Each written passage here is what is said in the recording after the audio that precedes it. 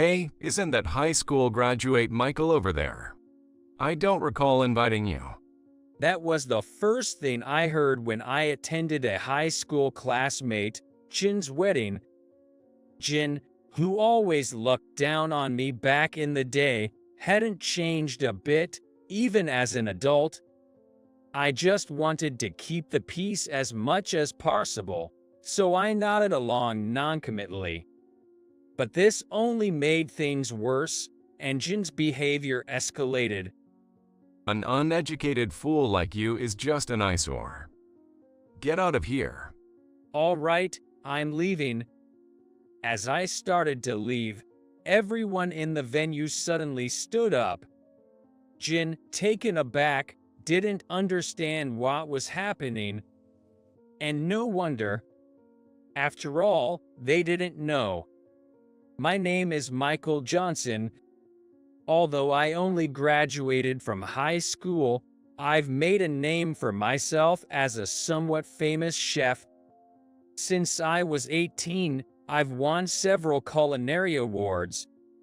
For instance, I received the Best New Chef Award at 18, and since then, I've won the Best Chef Award multiple times. I frequently appear on TV shows and have won many cooking competitions. I even have my own popular cooking show with high ratings. I'm highly respected in the TV industry. My recipe book, released while I was still in high school, not only became a bestseller, but with the Japanese food craze, was translated and published internationally, particularly hitting it big in Asia. Its total circulation recently surpassed 2 million copies. In this industry, nobody doesn't know the name Michael Johnson. I thought I was confident. Why is this happening? When I finally came to face, I reverted to my weaker self from years ago. I broke out in a cold sweat. My mind went blank. I couldn't find the words to speak. I must have changed since then. How pathetic. A grown man still nervous and intimidated by Jin. Actually, I've known Jin since elementary school. We went to the same public schools in our neighborhood and were even in the same walking group to school, so we quickly became friends. I was never great at asserting myself and didn't have many friends, but he introduced me to new places and people. Gradually, I started to rely on him, a popular and cheerful guy, and he would laugh and say he was the one looking after me. We aimed for the same high school and even went to the same prep school, working hard towards our goals. Our parents were also friends, and everyone thought we'd be friends for life. But things changed in high school. Jin was still a great communicator, quickly becoming the center of our class. He was surrounded by cheerful, active people, the opposite of me. We grew apart, even though we went to the same school, and things got worse when we ended up in the same class in our sophomore year. He, then the leader of the rowdy group, started looking down on me, a quiet guy with not so great grades. One day, as I was sitting in a corner of the classroom planning the next day's lunch and making a shopping list, he said, "What are you doing all alone? Poor guy, not food at study and has no friends." Yeah. What's that? A shopping list. Must be tough being poor. Hey everyone, look. He's got nothing better to do than write a menu.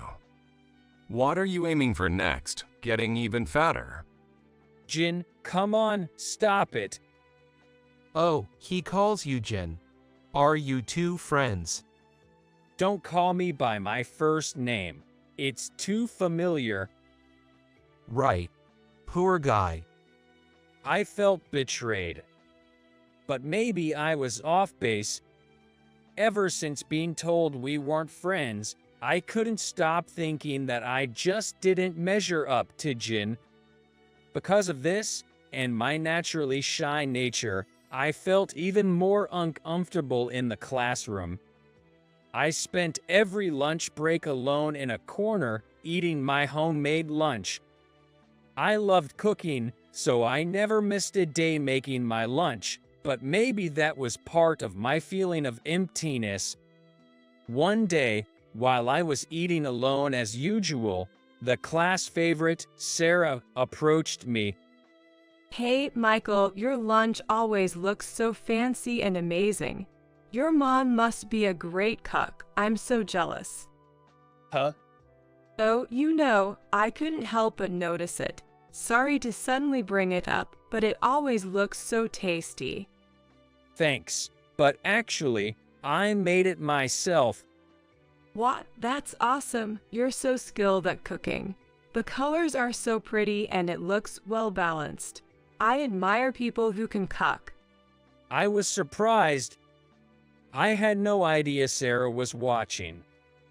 But honestly, I was happy. When was the last time I talked to someone in the classroom? I've never been recognized by anyone outside my family. It felt like the first time I was acknowledged by someone else. And it was about cooking, my passion. From then on, Sarah started coming to see my lunch every day. What's the main dish today? That stew looks amazing. How do you make it? Sarah was cheerful and well-liked, yet she talked to me, a gloomy guy, so naturally. I was really conscious of the looks we got because the class favorite was talking to me. One day, I brought it up. Sarah, I don't think we're a match. You don't have to go out of your way to talk to me. What's this all of a sudden? Don't worry about that. I talk to Michael because I want to, and I come here because I'm curious about your lunch. There's no such thing as matching or not. Really? Thanks. We're friends, right? So don't worry and just talk normally. I like you, Michael.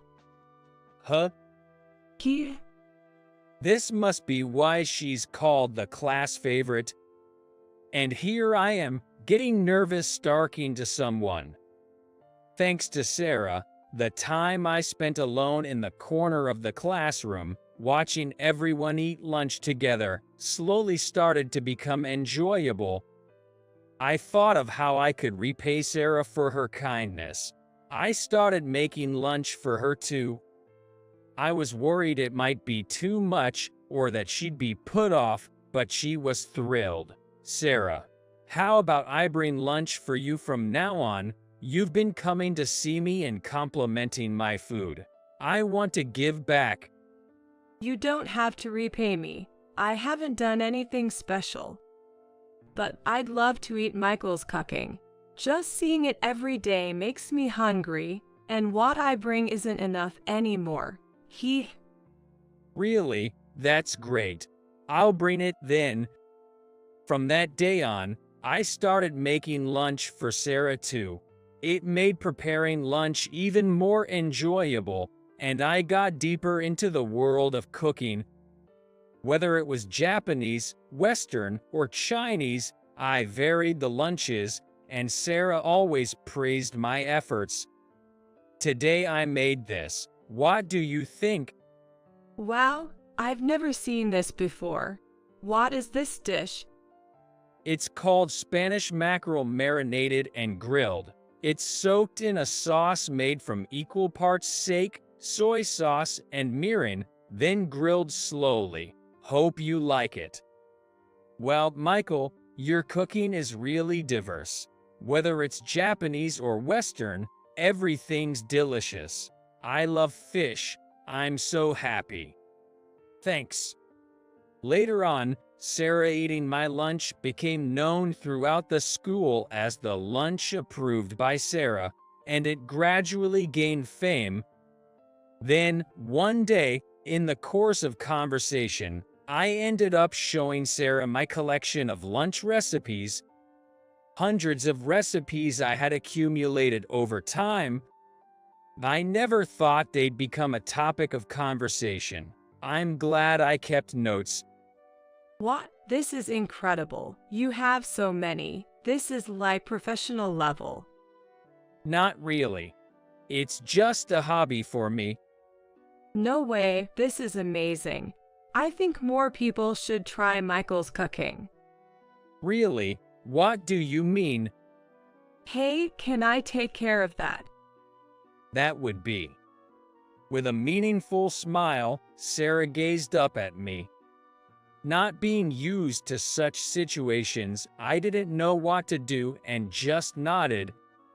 I was clueless, going about my days when a few days later, Sarah came running up to me, beaming with joy. Michael, it's decided. My dad said we can publish it. What are you talking about? Oh, sorry, I got so excited. You might not understand. Listen, you know the recipes you've been jotting down. The one I showed the other day. What about it? Yes, that one. It's been decided that our publishing house will publish it as a recipe book. I was bewildered, unable to fully share in Sarah's excitement. I'm not trying to be cool, but I've never been good at expressing my emotions, and I was so taken aback by the sudden news that I became unresponsive. It must have looked odd to anyone watching. Sarah's family owns a publishing house. Her parents became famous in their time after breaking away from a major publisher to focus on digital formats, specializing in ebooks for the new era. This time, with her parents' support, my collection of recipes was going to be published as a book. I had started cooking just as a hobby, so I couldn't have imagined this happening, and I had no idea what to do next. But being praised by others was a new and joyful experience for me, so I couldn't find a reason to refuse the publication. Once I nodded in agreement, everything proceeded smoothly: meetings, interviews, commentary, photo shoots, and more. And then, 2 months later, the big day arrived. The launch day is finally here. The Genius High School Chef's 2 delicious lunch recipes. What a great title, huh? Stop it, Sarah. Genius is just too embarrassing. I didn't choose it. Of course, I know. I'm the one who thought of it. What? You, Sarah? Yet, genius. I can't believe it's already been decided. No taking it back now. Ha ha ha. But I feel a little sad now that it's actually being released. Why? Well, if Michael becomes too famous, I might not be able to eat your lunches anymore. All that worry for that. Here I am, praying that your company doesn't go bankrupt because of me. My stomach's been in knots every day. Haha, have a little more confidence. To my surprise, the book, especially popular among young moms, became a massive hit through word of mouth. Being photocentric, it was a perfect match for ebooks and exploded in sales right from the release day. And just like that, at 18, I achieved a million seller. It was unbelievable, but it made me happy to know so many people were enjoying my cooking. My family was happy too, and I think I was able to give my parents, who were always worried about me, some peace of mind. Now, as a famous chef, I'm working to share the joy and depth of cooking with more people. Thankfully, since my striking debut, I've never been short of work, and I became a professional right after graduating high school. although having not been good at studying so much, became a professional right after graduating high school. Though I was worried about only having a high school diploma, my parents encouraged me, saying, "You can always go to college if you want, so why not do what you love?" I'm grateful to my parents for raising me without giving up on me, and now I can give back a little by taking them on vacations with the money I earn. As a famous chef, my relationship with Sarah continues to be close, both professionally and personally. She's become an irreplaceable part of my life. Her parents, too, appreciate me as the author of the mega-hit book and always look out for me. One day, I was asked to cater a wedding at a luxury hotel. Although not uncommon, I often had to decline due to my busy schedule with TV shows and other commitments, so it was rare for me to accept. On the day, I led the staff and chefs, giving instructions in real time with a microphone to create the best dishes. Johnson, I always watch your books and TV shows. I'm so excited to work with you today and plan to learn a lot. Thanks, but don't overdo it. Let's make some great food together. Yes, you're just as humble and wonderful as you seem on TV. We all wore headsets to coordinate smoothly with each leader, something I was used to from my cooking shows. Everything went smoothly, and we kept making progress with the dishes. During the event, while carrying food, I bumped into my old classmate, Jin, in the hallway. You look familiar. Wait, is that you? What's a high school grad like you doing here? I don't remember inviting someone like you. Johnson, what are you doing here? This is my wedding venue. It's not a place for someone like you. You get that? I couldn't say a word. Bitter memories filled my mind. Then Sarah, pale-faced, rushed over from the venue. Jin, meeting Sarah for the first time since high school, thanked her. In stark contrast, he turned to me with a smug grin. Man, it must be tough being popular, huh? A beauty like Sarah comes to celebrate my wedding. That's quite different from someone like you who's all alone. What? See, you're the reason why Sarah's upset. You're ruining the mood, so just leave already. We'll have to call a replacement chef. It seemed Jin had misunderstood, thinking Sarah had come to celebrate his wedding. For me, my mind went blank with the unexpected reunion, unable to do anything. I'm sure I could have made a lot of people who needed me, who looked forward to my cooking, who recognized me. But in an instant, all those unpleasant memories took over. You even invited such a spiteful person to a wedding. You're ruining the festive mood. You. Now, Sarah, let me handle this. Believe it or not, Michael and I go way back. You know what today is about, right? A gloomy guy like you shouldn't be here. You're making the food taste worse. Really, high school grads are so useless. What? Don't you get it? Because you're so dumb. I'm in a good mood today, so I'll say it again. Listen up. A dimwit like you doesn't belong here. Get out. Ha ha ha. His insults flowed so easily. I was furious at myself for not being able to respond. What would those who support me think if they saw me now, still haunted by the past and pathetic? I knew in my head, but I couldn't find the words or muster a rebuttal. I was too scared to even look at Sarah, thinking she must be disillusioned with me now. She wouldn't want to be associated with someone like me. The important people in my life are drifting away again. I felt frozen, head down. Maybe I should just leave. Overwhelmed with negative thoughts, Jin hurled more insults at me and started walking back to the venue. Sarah, without saying anything, seemed ready to leave as well. Of course, I never really matched up with the cheerful and active people.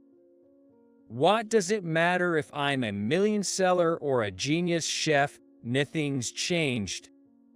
I bit my lip in frustration when the chef contacted me through the headset. We need you for the final touches. Can you come to the venue? Oh, yay, I'll be right there. Honestly, I was apprehensive about facing Jin and Sarah again. On the way to the venue, I kept stopping, contemplating turning back. But somehow, maybe because I'm weak, I couldn't run away and ended up entering the venue. The moment I opened the door, all eyes, which had been on Jin, turned to me. Whoa, what's with everyone? Why the scary faces? It's a wedding. Enjoy yourselves. How can you even say that? Huh? We heard everything you said to Michael. What are you talking about? Everything you said to him just now, we heard it all through the speakers. What? Apparently, due to a technical issue, my lapel mic had broadcasted Jin's words to the entire venue, including the bride and her family. Jin, I had no idea you were that kind of person. April. No, it's not like that. It was just our usual banter, right? Isn't that right, guys? Looking at our classmates who were there, all of them were looking down, avoiding eye contact. Seeing this, I realized the moment my relationship with Jin had ended. It sucks. I can't marry someone like you. April, what are you talking about now? This is our wedding, you know. Maybe this is a mistake. What? You? Jin, maybe you should stop. Bob, please say something too. I told you, we're done. I cannot give my daughter to someone like you. Wait, hold on. This is crazy. What's crazy is what you did, saying such things to an innocent person. You're getting what you deserve. Shut up. Outsiders should stay out of this. At this point, no one could stop what was unfolding. The mood soured, and it seemed impossible to return to a celebratory atmosphere. During this, April's father, apparently instructing the venue staff, announced a cancellation. Hold on, wait a minute. Canceling on your own? What are you talking about? Who gave you that right? It was me. I'm the one who said it. Bob, why? Ladies and gentlemen, I apologize for the inconvenience on this busy day, but continuing this ceremony seems pointless for everyone involved. This wedding is hereby canceled at this point. I don't want to hurt these two young people's future anymore. Bob. Our eyes met in the next moment. It's all your fault. What are you going to do about this, huh? He was directing his anger, panic, and fear at me. Stop it. I don't want to see this anymore. It's over. I've completely lost interest. April, why? Are we really over? For the first time, I felt pity for Jin.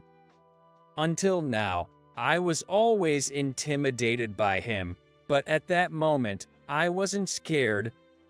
Instead, I felt sorry for him. The wedding was indeed canceled, as announced. Nobody expected this, so the venue was buzzing, but guests left with disappointed expressions. Some classmates who were there to try my cooking said, "No way, it's really canceled. I wanted to try Michael Johnson's cooking. This sucks." Seriously, what's he doing? Huh? I was looking forward to it. I overheard these disappointed remarks about not being able to try my cooking. It seems some guests had come specifically for that. Jin realized then that he was now less than my cooking. No way. This can't be happening. This isn't me. Everyone came to celebrate me, not your cooking. Jin. Serve you right. Acting all high and mighty. What do you know? I don't know what it feels like to be a groom abandoned by his bride, and I don't want to. But the pain and suffering Michael has endured might be deeper than yours. Jin had always been popular. Good-looking, athletic, smart, from a good family. He seemed flawless, but at some point, he changed. It seemed Jin had become overconfident from all the adulation he received. People gravitated towards him without him making any effort. He could pick and choose his friends, but eventually, there was no one around to correct his misunderstandings. Jin had failed in relationships for the first time, or perhaps he had been failing for quite some time. Until now, Jin had always been in a position of power, never needing to worry about people leaving him. But now, he was alone. His so-called friends left without a word. They weren't real friends. They never cared for each other, laughed together, or overcame hardships together. Those guys. How much money did I lend them? How many times did I treat them? That's not it. Real friendship isn't about hierarchy. It's about mutual trust and equality. Equality. Jin, I realized you didn't consider me a friend, but rather a subordinate when you wouldn't let me call you by your first name. That's because I depended on you too much until middle school, and that wasn't right either. I realize that now. We learned there that not making real friends, not cherishing friendships, leads to this. As April's family left, Jin sat there, drinking beer and crying. He stayed in the now empty venue, talking to himself. at some point, I started thinking I was better than others. I had friends aplenty, was praised for my studies and sports, but I rarely failed at anything. What? Are you still bragging in a situation like this? No, I think he might be right. Let's hear him out. Maybe you're right, Michael. I get carried away, thinking I was better because you depended on me. We were supposed to be friends. I'm sorry for the terrible things I've done. I'll change. Just don't give up on me. Jin. Michael is kind. He might blame himself for the suffering he endured, but it's not his fault. He has the right to live as he wishes, to be happy. Sarah, thank you. Jin, it's better to live making others happy rather than looking down on them. I want you to be happy too. Michael. Jin kept crying for a while. When he looked at Sarah, she smiled back with tears in her eyes. I think this was for the best. I couldn't easily forgive Jin. Remembering everything that happened, it was frustrating and painful, but I couldn't bring myself to hate Jin. We were friends. Later, Jin and I met for the first time since the wedding, and we had lunch at the Western-style restaurant I'm involved in. Since Jin's immediate boss was at the wedding venue, he faced a week's suspension at work and was now living a constrained life, viewed coldly by others. He understood it was his own doing and said he was determined to do better, so I wasn't particularly worried. Jin seemed back to his old self, the one I knew well, and we talked without fear, just like the old times. Meanwhile, I had some developments too. I was getting married to Sarasato, whom I had been dating for a while. It was something I couldn't have imagined back in high school, but now, I don't feel it's beyond my reach. Sarah is my benefactor and my strongest supporter, not to mention incredibly beautiful. She always encourages me to be confident and take pride in myself. She is an irreplaceable partner. At our wedding, people from the TV and publishing industries, chefs from both within the country and abroad, and numerous relatives and colleagues turned up to celebrate grandly. My family was a bit overwhelmed by the size of the ceremony, making me realize that this kind of reaction must be genetic. I couldn't help but laugh. This sense of ease I now have is all thanks to Sarah and everyone who supported me. I vowed to protect Sarah and all my loved ones for the rest of my life,